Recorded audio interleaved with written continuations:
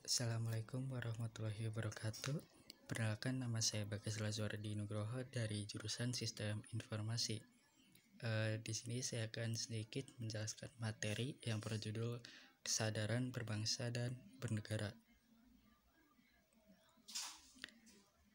Di era globalisasi ini banyak tantangan memang bagi negeri kita sendiri.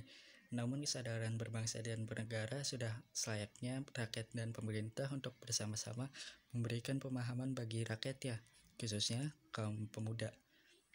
Pemerintah ikut bertanggung jawab mengemban amanat untuk memberikan kesadaran berbangsa dan bernegara bagi warganya. Bila rakyat bangsa Indonesia sudah tidak memiliki kesadaran berbangsa dan negara, maka ini merupakan bahaya besar bagi kehidupan berbangsa dan bernegara, yang mengakibatkan bangsa ini akan jatuh ke dalam kondisi yang sangat parah, bahkan jauh terpuruk dari bangsa-bangsa yang lainnya yang telah mempersiapkan diri dari gangguan bangsa lain. Mengingat kondisi bangsa kita sekarang merupakan salah satu indikator bahwa warga bangsa Indonesia di negara ini tengah mengalami penurunan kesadaran berbangsa dan bernegara.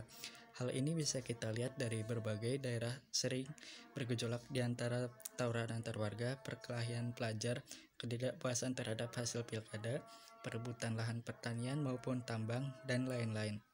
Kesadaran berbangsa dan bernegara mempunyai makna bahwa individu yang hidup dan terikat dalam kaidah dan undang-undang di Negara Kesatuan Republik Indonesia harus mempunyai sikap dan perilaku yang tumbuh dari kemauan diri yang dilandasi keikhlasan dan atau kerelaan bertindak demi kebaikan bangsa dan negara Indonesia. Berbagai masalah yang berkaitan dengan kesadaran berbangsa dan bernegara sebaiknya mendapat perhatian dan tanggung jawab kita semua, sehingga amanat UUD 1945 untuk menjaga dan memelihara negara kesatuan wilayah Republik Indonesia serta kesejahteraan rakyat dapat diwujudkan. Hal lain yang dapat mengganggu kesadaran bangsa dan negara di tingkat pemuda yang perlu dicermati secara seksama adalah semakin tipisnya kesadaran dan kepekaan sosial di tingkat pemuda. Padahal banyak persoalan-persoalan masyarakat yang membutuhkan peranan pemuda untuk membantu memediasi masyarakat agar keluar dari himpitan masalah, baik itu masalah sosial, ekonomi, dan politik. Karena dengan terbentuknya masyarakat dari semua lapisan keluar dari himpitan persoalan, maka bangsa ini tentunya menjadi bangsa yang kuat dan tidak dapat diintervensi oleh negara apapun, karena masyarakat itu sendiri yang harus disejahterakan dan jangan sampai mengalami penderitaan. Di situ pemuda telah melakukan langkah konkret dalam melakukan bela negara. Nah, selanjutnya kesadaran bela negara adalah di mana kita berupaya untuk mempertahankan negara kita dari ancaman yang dapat mengganggu kelangsungan hidup bermasyarakat yang berdasarkan atas cinta tanah air. Kesadaran bela negara juga dapat menumbuhkan rasa patriotisme dan nasionalisme di dalam diri masyarakat. Upaya bela negara selain sebagai kewajiban dasar juga merupakan kehormatan bagi setiap warga negara yang dilaksanakan dengan penuh kesadaran, penuh tanggung jawab, dan rela berkorban dalam pengabdian kepada negara dan bangsa. Keikutsertaan kita dalam bela negara merupakan bentuk cinta terhadap tanah air kita. Nilai-nilai bela negara yang harus lebih dipahami penerapannya dalam kehidupan masyarakat berbangsa dan bernegara, antara lain yang pertama ada cinta tanah air. Cinta tanah air yaitu negeri yang luas dan kaya akan sumber daya ini perlu kita cintai. Kesadaran bela negara yang ada pada setiap masyarakat didasarkan pada kecintaan kita kepada tanah air kita. Kita dapat mewujudkan itu semua dengan cara kita mengetahui bahwa sejarah negara kita sendiri, melestarikan budaya-budaya yang ada, menjaga lingkungan kita, dan pasti menjaga nama negara kita. Kedua, kesadaran berbangsa dan bernegara. Kesadaran berbangsa dan bernegara merupakan sikap kita yang harus sesuai dengan kepribadian bangsa yang selalu dikaitkan dengan cita-cita dan tujuan hidup bangsanya. Kita dapat mewujudkan dengan cara mencegah perkelahian antar perorangan atau antar kelompok dan menjadi anak bangsa yang berprestasi baik di tingkat nasional maupun internasional. Ketiga, ada Pancasila, Ideologi kita, warisan dan hasil perjuangan para pahlawan sungguh luar biasa. Pancasila bukan hanya sekedar teoritis dan normatif saja, tapi diamalkan dalam kehidupan sehari-hari. Kita tahu bahwa Pancasila adalah alat pemersatu pemberagaman yang ada di Indonesia yang memiliki beragam budaya, agama, dan lainnya. Keempat, Anda rela berkorban untuk bangsa dan negara. Dalam wujud bela negara, tentu saja kita harus rela berkorban untuk bangsa dan negara. Contoh nyatanya seperti sekarang yaitu perhelatan SEA Games. Para atlet bekerja keras untuk kita, mengharumkan nama negaranya walaupun mereka harus merelakan untuk mengorbankan waktunya untuk bekerja. Sebagaimana kita ketahui bahwa atlet juga bukan hanya menjadi seorang atlet saja, mereka juga punya pekerjaan lain.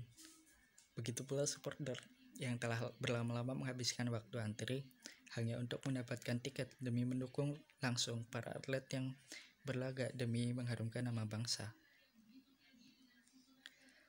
Kelima, yaitu memiliki kemampuan bela negara. Kemampuan bela negara ini sendiri dapat diwujudkan dengan tetap menjaga kedisiplinan, ulet, bekerja keras dalam menjalani profesi masing-masing. Kesadaran bela negara dapat diwujudkan dengan cara dalam mengamankan lingkungan sekitar seperti bagian dari siskamling, membantu korban bencana. Sebagaimana kita ketahui bahwa Indonesia sering mengalami bencana alam, menjaga kebersihan, minimal kebersihan tempat tinggal kita sendiri, mencegah bahaya narkoba yang merupakan musuh besar dari generasi penerus bangsa, mencegah perkelahian antar perorangan atau kelompok, karena di Indonesia sering sekali perkelahian justru dilakukan oleh pemuda. Cintai produksi dalam negeri agar Indonesia tidak terus-menerus mengimpor barang dari luar negeri, melestarikan budaya Indonesia dan tampil sebagai anak bangsa yang berprestasi baik pada tingkat nasional maupun internasional. Apabila kita melaksanakan apa yang menjadi faktor-faktor pendukung kesadaran bangsa dan negara sejak dini, yakni dengan mengembalikan sosialisasi pendidikan kewarganegaraan di sekolah-sekolah, juga sosialisasi di masyarakat, niscaya akan terwujud.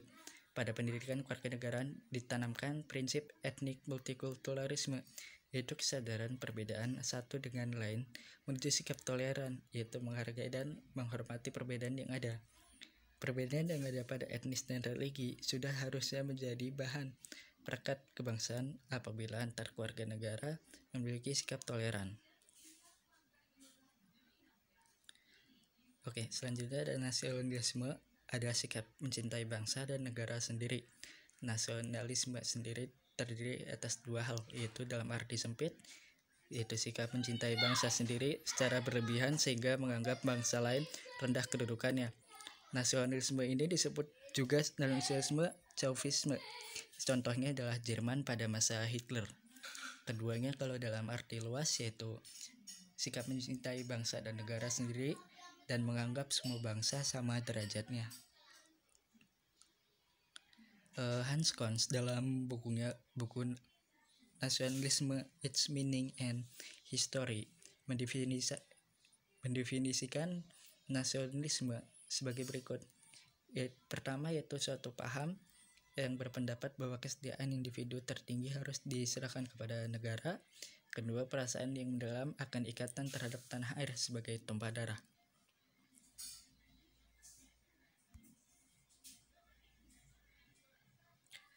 Ada 3 hal yang harus kita lakukan untuk pembinaan nasionalisme Indonesia.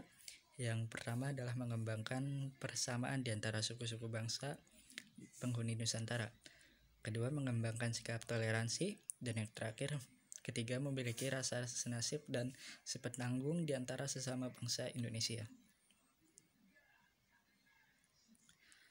4 hal yang harus kita hindari dalam memupuk semangat nasionalisme.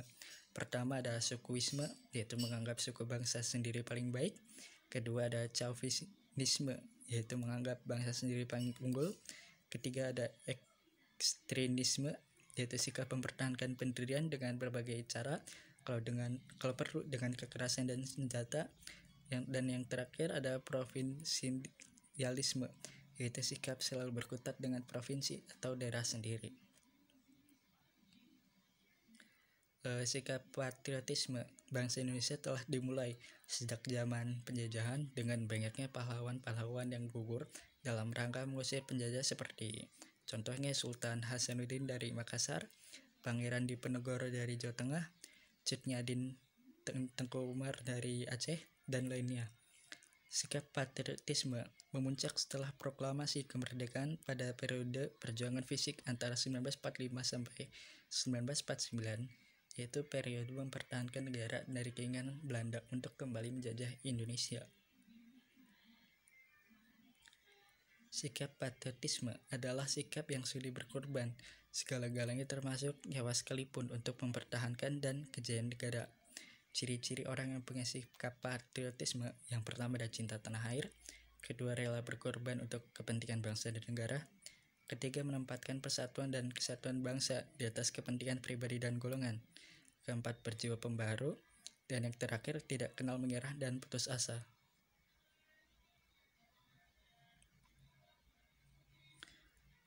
Implementasi sikap patriotisme dalam kehidupan sehari-hari: yang pertama dalam keluarga, yaitu menyaksikan film perjuangan, membaca buku bernama perjuangan, dan mengibarkan bendera merah putih pada hari-hari tertentu.